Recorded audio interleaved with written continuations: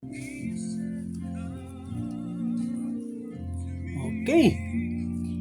Muli, isang mapagpalang araw po na sa bawat isa sa atin.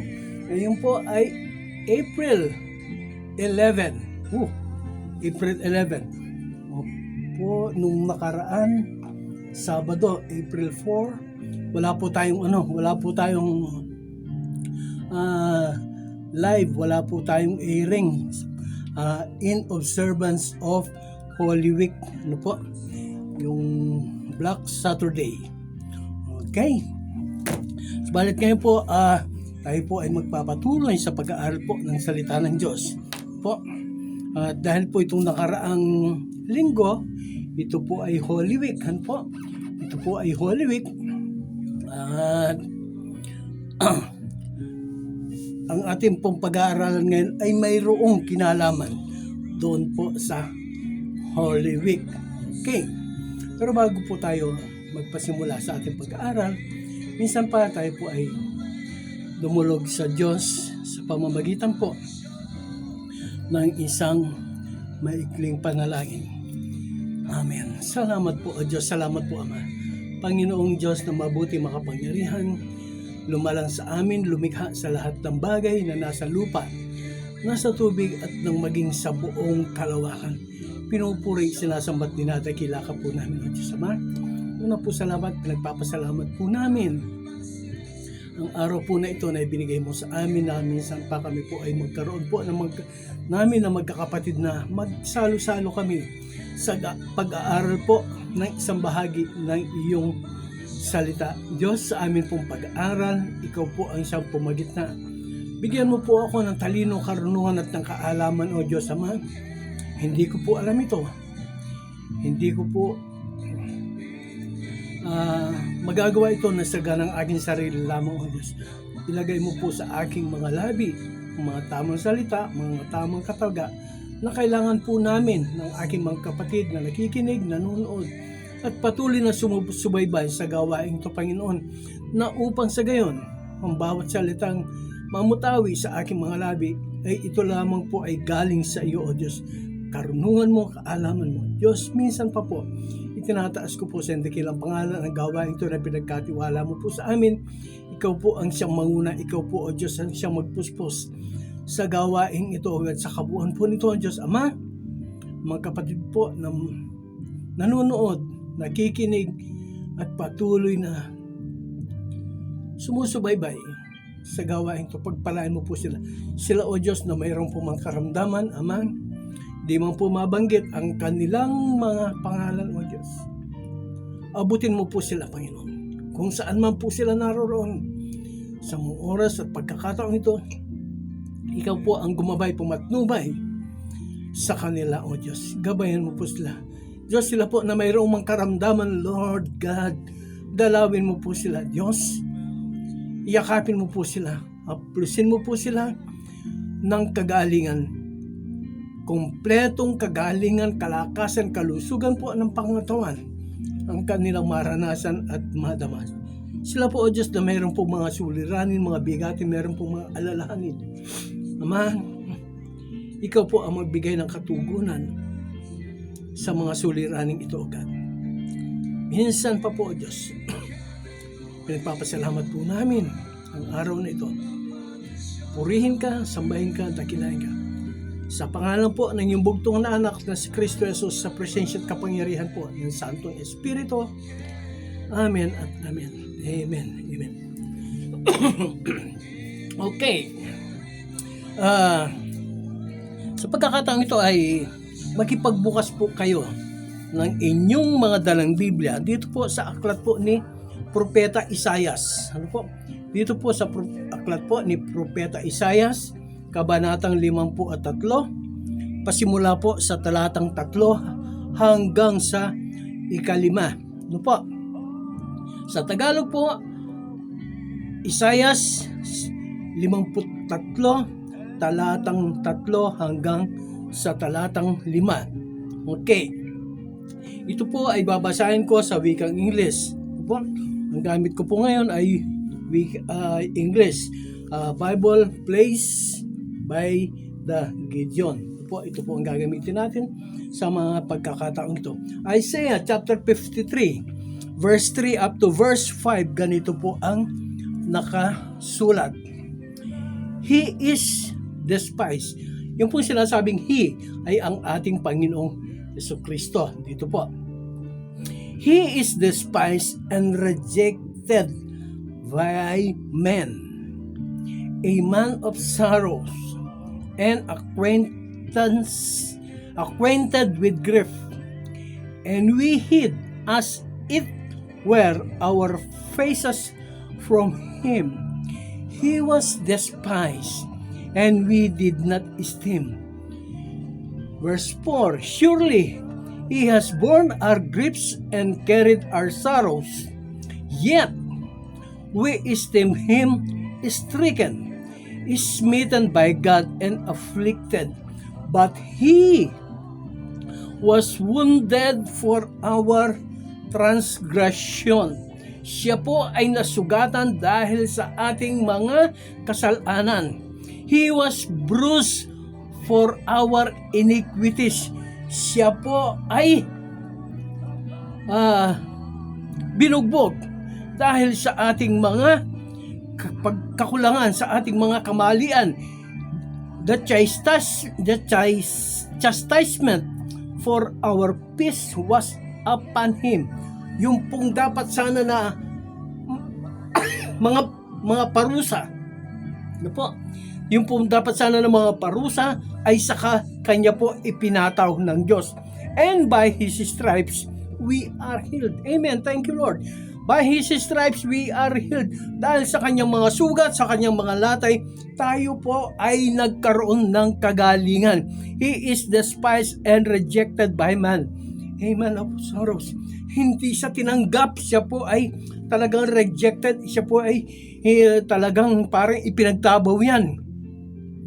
Puno ng kasawian, puno ng kalungkutan ang kanyang buhay. We hid as if it were our faces from... Nagtago tayo, hindi natin siya pinansin. He was despised and we did not esteem him. Yun po ang ating kalagayan po ng ating Panginoong Hesus. Dito po sa number 5, dito po tayo kukuha ng ating pag-aaral Verse 5, but he was wounded for our transgression. Siya po ay nasugatan dahil sa ating mga kasalanan. He was bruised. Siya po ay binugbog for our iniquities, sa ating mga kamalian, kakulangan. And the chastisement for our peace was upon him. Siya po ang nagdala, siya po ang nagbanta sa mga parusa na dapat sana ay sa atin na ipataw. And by His stripes, we are healed. Tayo po ay gumaling dahil sa kanyang mga sugat at sa kanyang mga latay. He was wounded, and we are healed by His stripes and wounds. Sa ganito pong mga panalita po, na siya po ay tayo po ay pinagaling ng Diyos dahil sa kanyang mga sugat, mga latay, gumaling po ang ating mga karamdaman. Sa ganito pong mga pananalita ay binigyan ko po ng titulo ang ating pag-aaral, ang ating pagsasalu-saluhan na mensahe sa araw na ito na Scars and Stars of Christ Jesus, 3 years earthly ministry. Ang mga pilat at between ng 3 taong pagmiministeryo ng ating Panginoong Jesucristo. Ang mga pilat, ang mga sugat, ang mga bakas ng mga pagpapahirap at ang mga between o ang mga star, ang mga tala na kanyang natamo dahil po sa kanyang 3 taong pagmiministeryo dito sa lupa. Dito po sa aklat po ng 2 Timoteo Po, dito po sa aklat po ng ikalawang Timoteo, kabanatang 3, talatang 12. Ang nakasulat po ay ganito, 2 Timothy chapter 3 verse 12. At ang lahat ng nagnanais mamuhay ng may kabanalan kay Kristo Jesus ay daranas ng pag-uusig. Katulad po ng ating Panginoong sa Kristo. Po, nangaral po ang ating Panginoong sa Kristo, namuhay po siya ng matwid, namuhay siya ng may kabanalan. Po, ipinakita niya ang halimbawa ng pamumuhay ng isang tunay na Kristiyano, ng isang tunay na lingkod ng Diyos. Subalit siya po ay hinuli, siya po ay binugbog, siya po ay ginulpi. Siya po ay nasugatan. Dahil po sa 3 taon na kanyang pagministeryo dito sa lupa. Sabi nga po dito, kung hindi, yung pong 2 Timothy chapter 3 verse 12, po, hindi po tayo ligtas kung ang ating Panginoong Hesukristo na siyang napakabanal, walang bahid kasalanan, sa kanyang pamumuhay, sa kanyang pagtuturo, patungkol po sa buhay na walang hanggan, patungkol po sa kaharian ng Diyos, patungkol sa kung paano magkaroon ng matiwasay, maayos na buhay. Siya po ay pinahirapan, siya po ay nasugatan. Maraming pilat ang natamo ng kanyang katawan, paa, kamay, hanggang sa ulo. Sabi nga po ay walang paglagyan o paghulugan ng karayom ang mga sugat at ang mga latay na natamo ng kanyang katawan.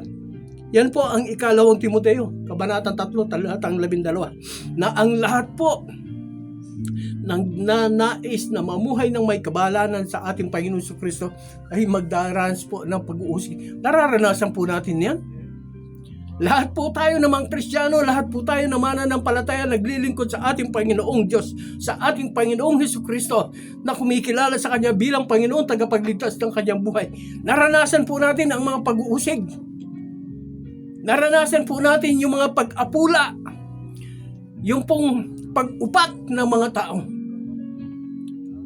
Dahil hindi po nila nauunawaan yung ating mga ginagawa. Hindi po nila nauunawaan yung ating nararamdaman na tayo po ay naglilingkod, nagnanais makapagbigay karangalan, kaluguran sa ating Diyos. Yan po ang ating layunin. Pero mga pag-uusig po ang isinukli sa atin ng ating kapwa. Amen.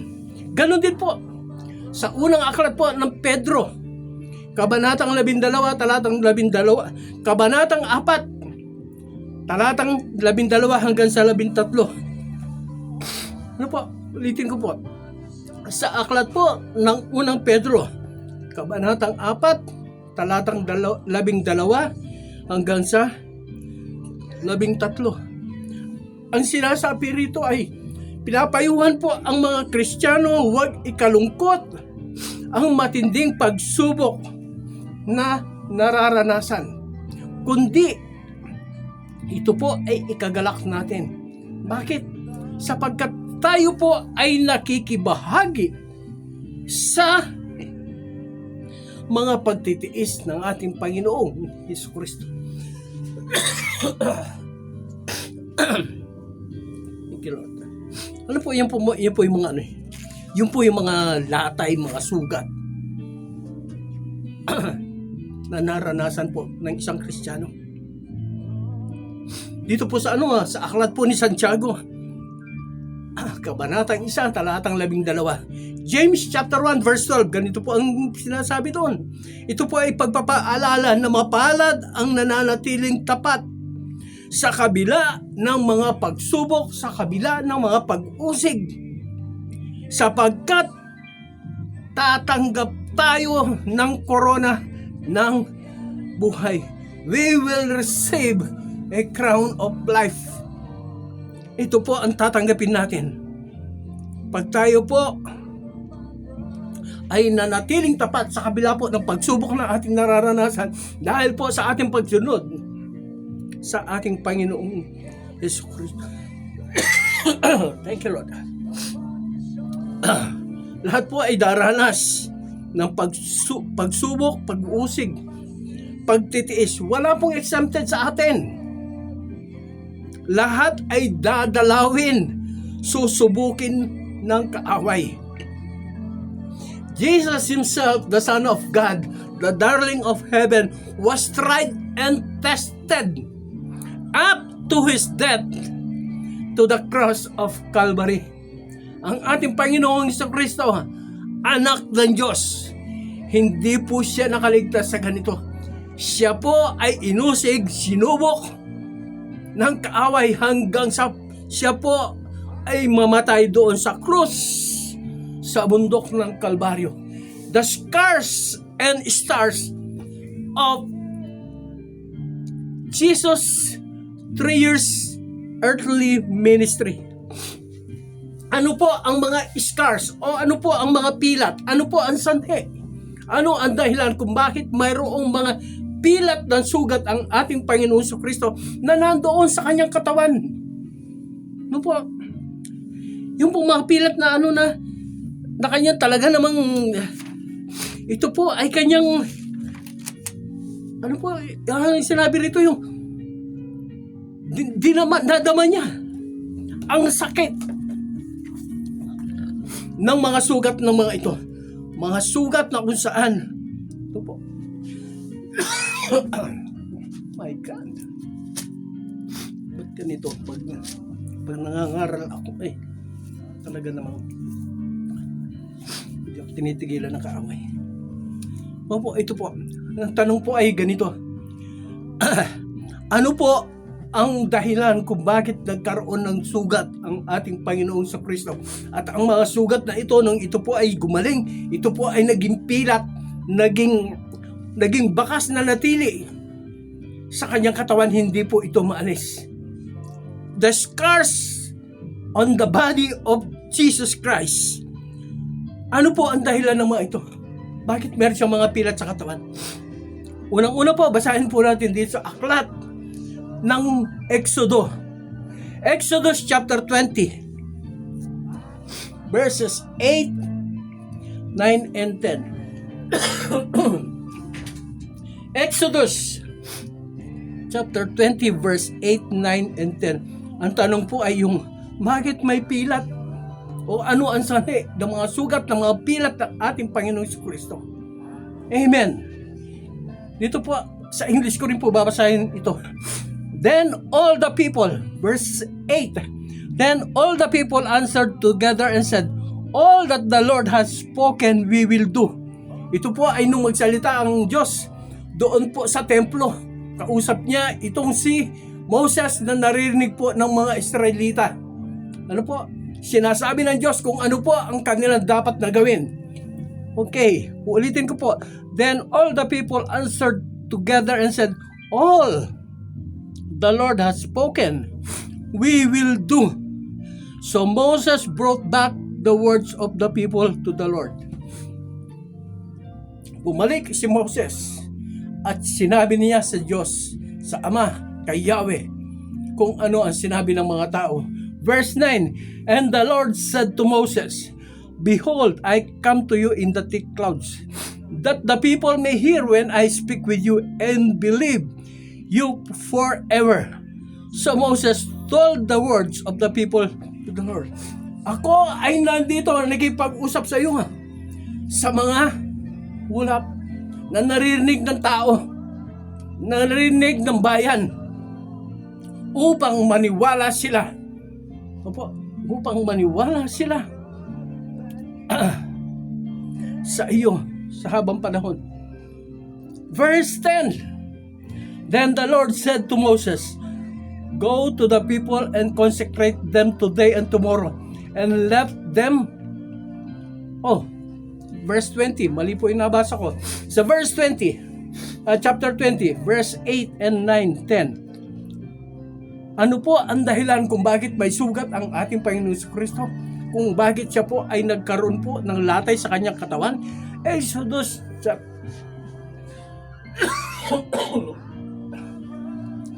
Exodus chapter 20 verse 8, ganito po. Remember the Sabbath day to keep it holy.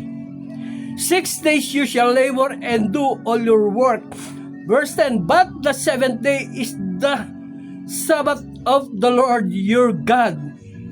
In it you shall do no work, you, nor your son, nor your daughter, nor your maid, nor your female servant, and your cattle, and your stranger who is within your gate. Bakit po? Ano po? Bakit po? Unang dahilan, bakit po nagkaroon ng pilat? Sugat ang ating Diyos, ang ating Panginoon. Ang sabi po niya dito sa Exodus chapter 20, verse 8, 9, and 10, alalahanin ninyo ang araw ng Sabat. Alalahanin ninyo ang araw ng pamamahinga. 6 na araw ko kayong binigyan para kayo ay magtrabaho, pero yung pang-7 araw ay ilaan ninyo sa akin. Ipangilin ninyo.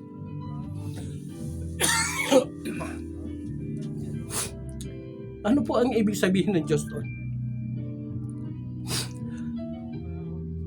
Neglect of fellowship. Neglect of church. Hindi na po nag-a-attend ng church ang marami. Ano po? Hindi na nag-a-attend ng church ang marami. Pinabayaan na po ang pagdalo sa mga gawain. Sabi po sa Hebrew chapter 10 verse 25. Alalahanin ninyo. Huwag ninyong kalilimutan ang pagdalo sa mga gawain. Katulad ng iba na pinabayaan na nila. Hebrew chapter 10 verse 25 yun. Huwag ninyong kalimutan ang pagdalo sa gawain. Na katulad ng iba, pinabayaan na nila. Nagdaramdam po ang Diyos pag tayo po. Pag ang isang Kristiyano, pag ang isang mananampalataya, sinasabing siya ay lingkod ng Diyos, hindi na po dumadalo sa araw ng mga pagsamba, araw po ng mga gawain. Alam po ninyo, sa panahon po natin, maski sa ngayon po, ang pinakamahirap po na ipag-anyaya sa gawain ng Panginoon, yes, mga Kristiyano, yung pong gawain ng pananalangin, no po, yung pong gawain ng pananalangin, ang hirap ipag-anyaya. Kahit na araw-araw, inaanyayahan mo yung mga tao na dumalo sa gawain ng pananalangin. Yung po sinasabi na early morning prayer o yung tinatawag na dawn watch o yung midweek service. Yung po mga panalangin na manggan. Kakaunti po ang dumadalo. Po, alam po ninyo, excuse me. Alam po ninyo maraming mga Kristiyano. Nung sila po ay walang trabaho, halos araw-araw nandoon sa church. Halos araw-araw nandoon sa prayer meeting. Halos araw-araw nandoon sa mga gawain ng mga Bible study, mga outreaches, lahat ng mga ministry, lahat po ng mga gawain sinusundan, pinupuntahan. Bakit? Humihingi sila sa Panginoon, Lord, bigyan mo po ako ng trabaho. Pag ako po ay nakapagtrabaho, lalo po ako magsisipag sa aking paglilingkod sa iyo. Mabait ang Diyos. Tinugon ang panalangin niya, ang kanyang kahilingan. Binigyan siya ng trabaho. Hindi lang po basta trabaho. Binigyan siya ng trabaho na maganda ang pwesto at malaki ang sweldo. Alam po ninyo ang nangyari? Nang siya po ay nagtatrabaho na, bihira na po. Bihira na. Na siya po ay makadalo sa mga gawain. Ang dahilan po niya, marami kasi akong trabaho eh. Meron kasing overtime pinapagawa si boss ko eh. Wala akong panahon. Yan po ang pinagdaramdam ng Diyos. Sabi po niya, ipangilin ninyo. Exodus chapter 20 verse 8. Ipangilin ninyo, alalahanin ninyo ang araw ng pamamahinga. Ang araw ng Sabat, yung pong linggo. Yung sinatawag na the Lord's Day. Hindi man po Iba, Lord, excuse. Pinabayaan ng pagdalo sa magawain. Yan po ang mga dahilan kung bakit ang Diyos ay maraming mga sugat sa kanyang katawan. Pangalawa, anong ang dahilan? Bakit ang Diyos ay mayroong mga sugat, mayroong mga latay, mayroong mga pilat sa kanyang katawan? Yung po yung tinatawag na self-righteousness. Ano po? Yung po tinatawag na self-righteousness. Mas magaling ako sa iyo, mas banal ako sa iyo, mas mabuti ako sa iyo, mas mayaman ako sa iyo, mas may abilidad ako sa iyo. Ako. Ang tinatawag ko po diyan na ako ay apology. Puro ikaw. Meron pong nakasulat dito sa Meron pong nakasulat dito sa Biblia. Ito po mismo na self-righteousness. Ano po? Self-righteousness po ang makikita natin dito sa aklat po ni San Lucas, kabanatang 12. St. Luke's chapter 18. Ano pa? Mas ano pa yung St. Luke's chapter 18 verse 10. Ganito po ang sinasabi. Pasimula po sa ito po sinasabi ko, ito pang self-righteousness. Mas magaling ako sa iyo. Mas banal ako sa iyo. Mas matuwid ako sa iyo. Ito po sinasabi. Chapter 18 starting verse 10. Ganito po ang sinasabi. 2 men went up to the temple to pray. 2 lalaki ang umakyat sa templo upang manalangin. One a Pharisee and the other a tax collector. Ang isa ay Pariseo, pare. Ang isa ay tax collector. Alam naman po natin pag sinabing tax collector, alam mo na kung ano umiikot sa utak mo . Ano po? Yung isa ay pare. Okay, ganito po ang sinasabi. Verse 11. The Pharisee stood, yung pong pare tumayo, and prayed thus with himself. Ang panalangin niya sa kanyang sarili ay ganito. God, I thank you that I am not like other men. Diyos, pinasasalamatan po kita na hindi ako katulad ng ibang tao. Extortionist, nag-extort, nangungupit, nangingikil, unjust, walang katwiran, hindi matuwid, adulterers, mga galo niya,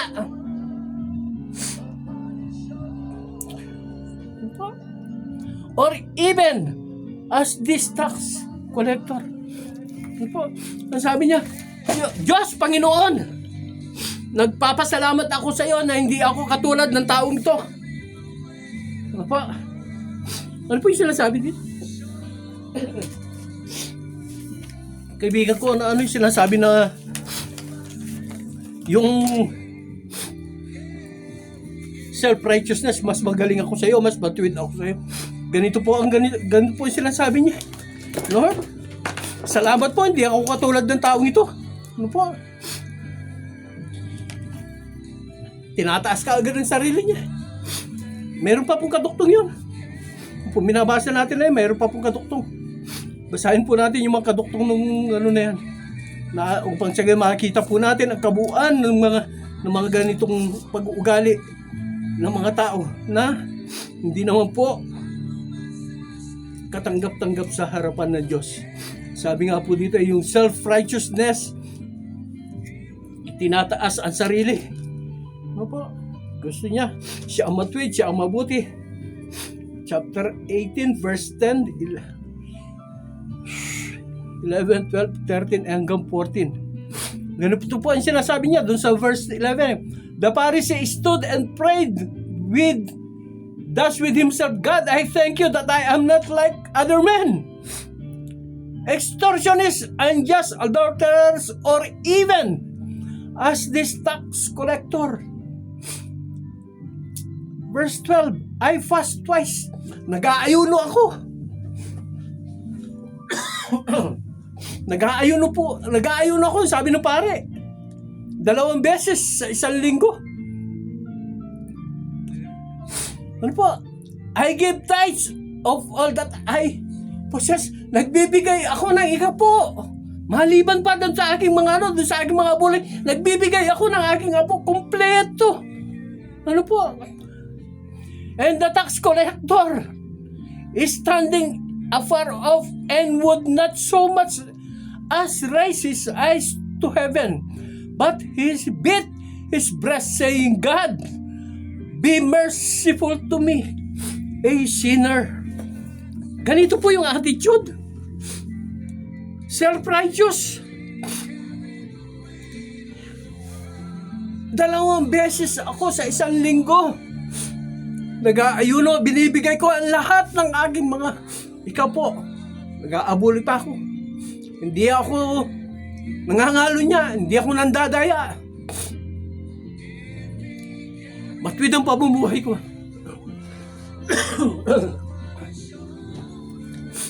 Yung po sinasabi na, mas magaling ako dyan, Lord. Mas mabuti ako sa Kanya. Alam po niyo kung ano sasagot ng Diyos sa taong ito? Doon sa Matthew chapter 7, ang sabi niya, lumayo ka sa akin. Gumagawa ng mga kamahalian, hindi kita nakikilala. Pagdating po ng araw, sasabihan po ng Diyos sa yung taong na yan. Yung mga self-righteous na yan. Lumayo ka sa akin, hindi kita kilala. Paggawa ng mga kasamaan. Walang kwenta sa Diyos yung ilang beses ka mas araw-araw ka nagpa-fasting. Self-righteous. Itinataas mo ang sarili mo. Itong isa, itong tax collector, itong publikano, ito sinasabi o tinitingnan na makasalanan. Ang sabi niya, hindi nga siya makaharap sa Diyos, hindi siya makatingin sa langit. Dinadagukan niya ang kanyang dibdib. Ang sabi na, Diyos, mahabag ka po sa akin na isang makasalanan. Ito po ang ito pong hinahanap ng Diyos. Yung pong yung pong Pariseo na yan, na nanalangin na self-righteous, yun ang isa sa mga pilat ng Diyos, ng ating Panginoon sa kanyang katawan.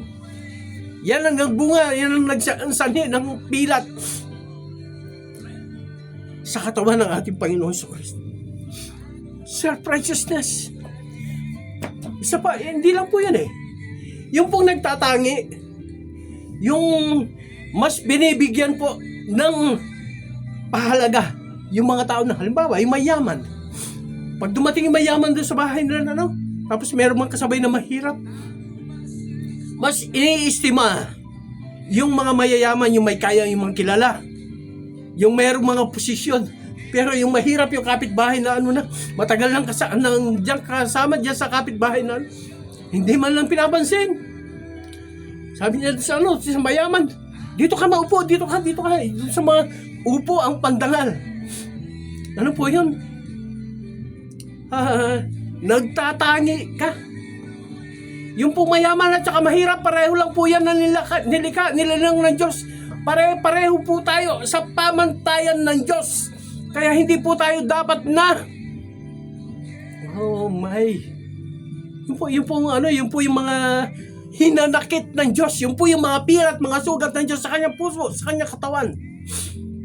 Nagtatangi ng tao, tapos yung mga self-righteous, you downgrade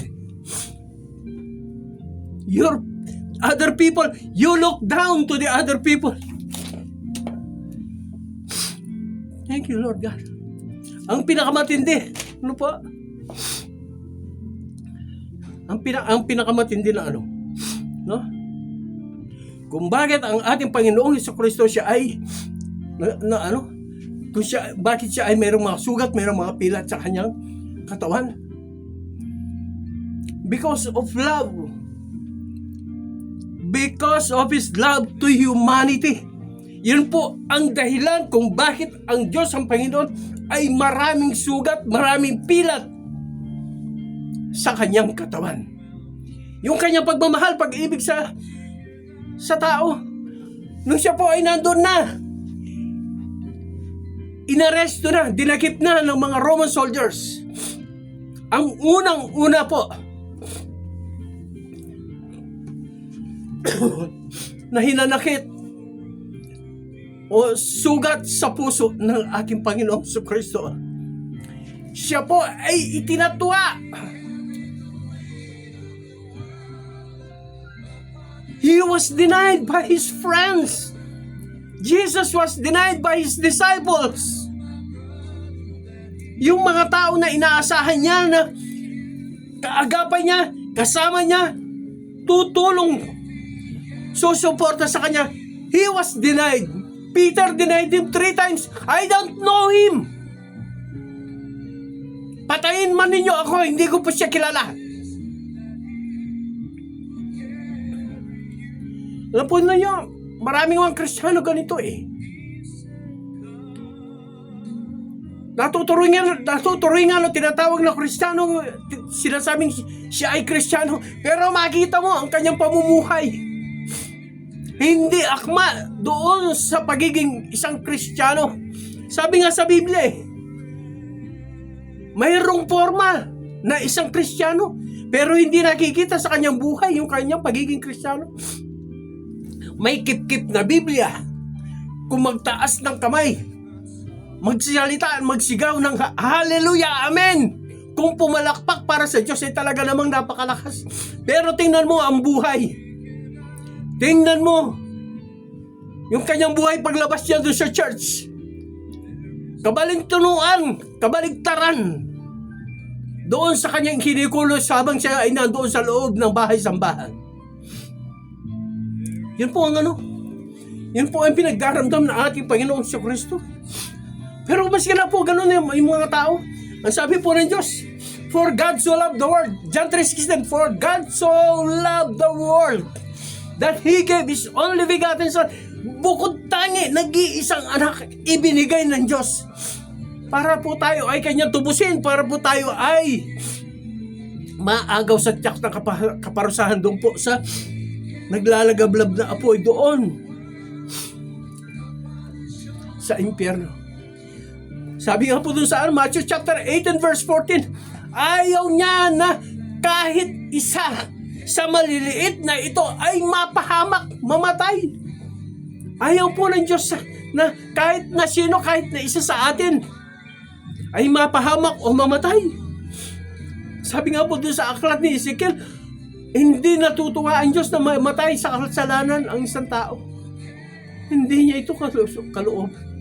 Kaya po, para tayo po ay maagaw sa tiyak ng kamatayan, sinubo po niya ang kanyang bugtong na anak.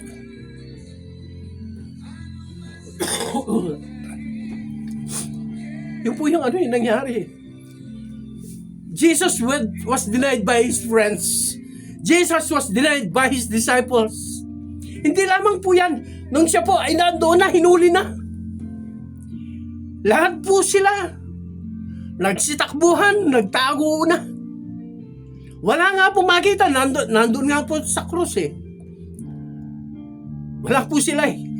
Natural, si Judas, wala siya kasi siya po ang nagkanulo sa ating Panginoong Kristo eh. Tumakbo siya. Nagpakamatay siya. Yun po ang mga sugat, yun po ang mga latay, yun po ang mga pilat sa katawan ng ating Panginoong Kristo. The scars on the body on our Lord Jesus Christ. When He was denied, when He was deserted, left alone by His disciples, by His friends, iniwanan siya. Alam po ninyo, maski na po ganoon ang ginawa ng mga tao sa ating Panginoon. Pinagtatawanan pa siya eh. Pinagtatawanan siya. Habang pinapalo, habang hinahampas, habang hinahagupit, pinagtatawanan pa siya. Siya ay nilalait nila. Sabi niya, tatakpan yung kanyang mata, tapos hahampasin, sasampalin, sasabihin sa kanya, hulaan mo kung sino sumampal sa'yo, kung sino sumuntok sa'yo. Hulaan mo kung sino sumipa sa'yo. Pinagtatawanan siya. Nilalait siya. Pero mahal po tayo ng ating Panginoon. Mahal tayo ng Diyos. Alam po ninyo kung ano ang dahilan kung bakit siya ay nanatili siya. Hindi po yung mga pako. Hindi po yung mga pako sa kanyang kamay, hindi po yung mga pako sa kanyang paa ang pumipigil sa kanya na siya po ay nandoon sa krus. Ang nagpapatibay sa ating Panginoong Kristo na siya po ay nandoon sa krus, nakapako doon, ay yung palaking pag-ibig niya, pagmamahal niya sa atin, His love towards us. That is the reason bakit siya ay nandoon, nananatili doon sa krus. Hindi po yung pako na nasa kanyang mga paa. His love. Alam po ninyo, nung pagbalik ng ating Panginoong Kristo doon po sa langit, makita niya ang Ama. Pinakita niya sa Ama. Sabi niya, Ama, ito po ang mga pilat.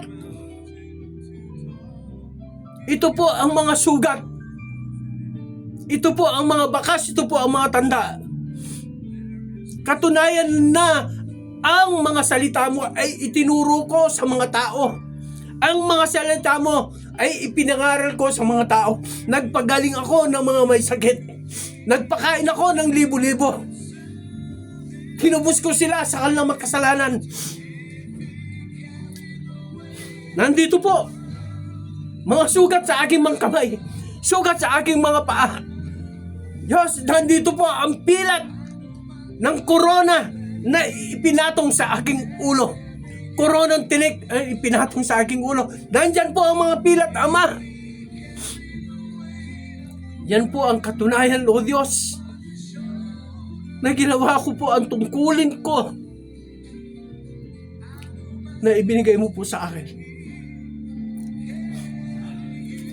Bago po pumanik sa langit ang ating Panginoon Kristo, doon sa John chapter 17, basahin po ninyo, John chapter 17, ipinanalangin po niya, hindi lamang po ang kanyang mga alagad, kundi lahat po ng mga mananampalataya. Sabi po niya, Panginoon, Ama, ipinangaral ko po ang mga salita mo, itinuro ko sa kanila. Nandito po, Ama, ang iyong mga ibinigay sa akin.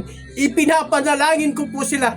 Hindi ko po ipinapanalangin na sila po ay alisin mo sa langit, kundi, O Diyos, ingatan mo po sila dito sa lupa. Hindi ko ipinapanalangin na sila ay alisin mo dito sa lupa. Hindi ko ipinapanalangin na sila ay alisin mo dito sa mundo, dito sa daigdig.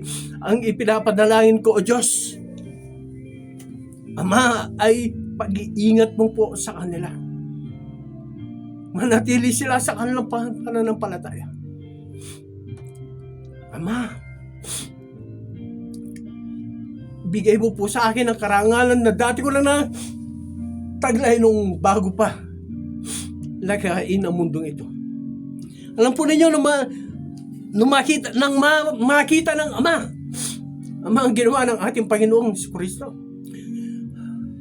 Dito po sa Ephesians chapter 2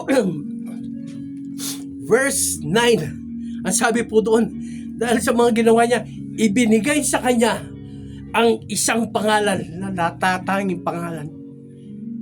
He was given the name that is above every name. Siya lang ang binigyan ng gano'n. Doon po sa Philippians, ang sabi po doon po sa aklat po ni San Mateo, chapter 28, verse 18, ang sabi po ng ating Panginoon Kristo, ibinigay na sa akin ang lahat ng kapamahalaan, ang lahat ng kapangyarihan, dito sa lupa at sa langit.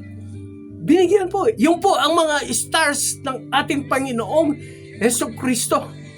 Natapos niya ang kanyang takbuhin, natapos niya ang kanyang tungkulin, nagawa niya ang mga bagay na dapat niyang gawin para po tayo ay matubos sa ating mga kasalanan. Maihirap tayo sa Diyos Ama, na tayo po ay malinis, na tayo po ay ligtas. Nakasulat ang ating mga pangalan doon po sa aklat ng buhay. Salamat po sa Diyos. Sabi ng Panginoon, sila po, Ama, sila po ang dahilan ng mga pilat na ito. Dati po hindi sila dumadalo sa mga gawain, pero ngayon nung ikaw po ay kanila makilala, malaman po nila na ang mga sinasabi ko ay galing sa iyo. Diyos, Ama, sila po ngayon ay nananatili na sa pagsamba. Sila po, O Diyos, ay naging masipag na sa pagdalo sa mga gawain. Sa lahat ng mga ministry, nandiyan po sila. Dati po, Diyos, self-righteous sila. Gusto nila sila ang matuwid, sila ang bida, sila ang nasa taas. Pero ngayon po, Diyos, mapagpakumbabaan na silang lahat. Po, Diyos, mapagpakumbabaan na silang lahat. Dati po, Diyos, ayaw po nila yung sumali sa mga gawain. Pero ngayon po, Diyos, ginagawa po nila yung Great Commission. Go and tell the people. Go and tell the world. Preach the gospel. Diyos, dati, ang dami po nilang dahilan. Hindi ako marunong. Hindi, natatakot ako. Pero nung malaman po nila na galing sa iyo, ang laging mga sinasabi sa kanila, nung mapag-unawa po nila na galing sa iyo ang mga salita ko, naniwala sila. Sinasabi nila, pag nandoon na ako, ang Santong Espiritu ang siyang nagbibigay ng mga salita sa aking mga labi. Napag-unawa ko na hindi pwede ang marunong, sapagkat walang marunong kundi ang Espiritu ng Diyos. Siya ang tutulong, siya ang gagabay, siya ang papatnubay. Itinuturo sa akin, nilalagay sa mga labi ko ang mga salita, mga kataga na dapat kong sabihin sa ikaliligtas ng mga tao. Salamat po. Ama, sila po yun. Ito po ang mga pilat sa aking sila po yan. Kung ang ating Panginoon sa Kristo ay binigyan po ng mga star, binigyan po siya ng reward ng Diyos Ama. Ano po? Hindi lang po siya ang binigyan. Tayo rin po na magtatagumpay. Ang sabi nga po doon sa binasa natin kanina mapalad. Mapalad ang mga magtatagumpay sa kabila ng mga pagsubok, sa kabila ng mga mahigpit na mga pag-uusig, sapagkat sila ay tatanggap ng korona ng buhay. We will receive a crown of life. Eternal life po ang star po natin mula sa Diyos. Salamat. Ano po? Salamat sa Diyos. Hindi lamang po yun. We will behold Him face to face. Makikita natin ang mukhaan ng Diyos. Ngayon, nag-aaral lang tayo dito. Sa Biblia lang natin nakikita ang ating Panginoong Jesucristo. Sa Biblia lang natin nadarama ang ating Panginoong Jesucristo. Sa Biblia lang niya, sa mga salita lang niya, sa ating mga pananalangin lang natin nadarama ang Panginoong Jesucristo. Pero pagdating doon, ang isa sa mga star na ibibigay niya sa atin ay yung we will behold Him face to face. Makikita po natin siya ng mukhaan. Harap-harapan. Makikita. Si Moses nga, likod lang ang nakita niya. Pero pagdating sa araw na iyon, the great day of salvation, we will behold Him face to face. Yan po ang star na ibibigay sa atin ng Diyos. Una, yung pong crown of life. Yan po, putong ng buhay. Pangalawa, makikita po natin ang ating Panginoong Jesucristo. Mukhaan ng Diyos, makikita po natin siya. Santong Espiritu, siyempre, makikita rin natin siya. Kailangan po yan. Doon po sa doon po sa bagong langit at bagong lupa, doon sa New Jerusalem, mayroon pong 2 puno doon. No po, na ang kanilang mga bunga ay paiba-iba kada buwan. Isipin mo yan. Puro prutas ang kakainin. Yung mga nagda-diet. Yung mga nagda-diet, walang gastos doon. Praise God.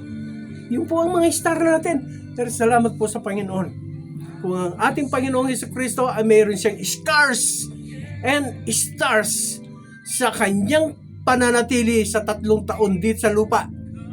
Tayo man na mga lingkod ng Diyos, nagtatapat, nagsasabi sa Panginoon, Ama, gagawin ko po ito, susunod po ako, mananalig po ako, mananampalataya po ako, hanggang sa dulo, O Diyos, magtatapat ako upang yung pong mga pilat na sinasabi sa atin ng mga naglilingkod sa ating Panginoon, ay ito po yung mga hinanakit po natin, mga samahan ng loob po natin na ating nadama habang tayo po ay naglilingkod sa ating Panginoon. Habang nandito po tayo. Pero pagdating ng panahon, natapos na ang ating takbuhin, nandyan na ang Diyos, ang ating Panginoon. Salamat po sa ating Panginoon. Napakabuti niya sa atin. Amen. Tayo po ay manalangin. Diyos, salamat po sa mensahe na pinagkatiwala mo po sa amin, Diyos. Ngayon po, Ama, alam na po namin kung bakit may mga pagsubok sa aming mga buhay. Una po, upang kami po ay yung subukin na lalong tumibay, tumatag ang aming pananampalataya. Upang kami po, O Diyos, ay manatili na naglilingkod sa iyo hanggang sa dulo ng aming mga buhay. Ama, salamat po, Diyos. Dalangin po namin. Bigyan mo po kami ng lakas, tibay, tatag ng damdamin, O God. Upang sa ganun, Ama, may pagpatuloy po namin ang tungkulin ito. Ama, hindi po kami magapi ng kaaway. Purihin ka, O Diyos. Muli, Ama, kami po ay lumalapit, nagpupuri, nagpapasalamat sa iyo sa mga kadakilaan mo, sa mga kabutihan mo sa aming mga buhay. Sa pangalan, Ama, ng iyong bugtong na anak na si Kristo Jesus, sa presensya at kapangyarihan ng Santong Espiritu, ito po ang aming dalangin. Salamat po. Amen at amen. Thank you, Lord. Okay. We still have 9 minutes pa po. We still have 9 minutes. 5:41 pa lang po. Okay, 9 minutes. 5:41. 5:51. Reminder lang po. Pero paalala po, kasi po wala tayo nung Saturday. Siyempre baka po nakakaligtaan. Meron po tayong gawain dito sa Tarlac. Po. Una po dito sa District 4, Cantarilla, CEMI, San Manuel. Sa pangunguna po yan ni Pastor August Ronquillo. Okay, maalala ko po, si Pastor August, siya po ngayon ay nasa Nepal. Po, sila po ay nagpunta sa Nepal upang sila po ay magturo sa ating mga kapatid doon sa Nepal. Meron sandali lamang po siya.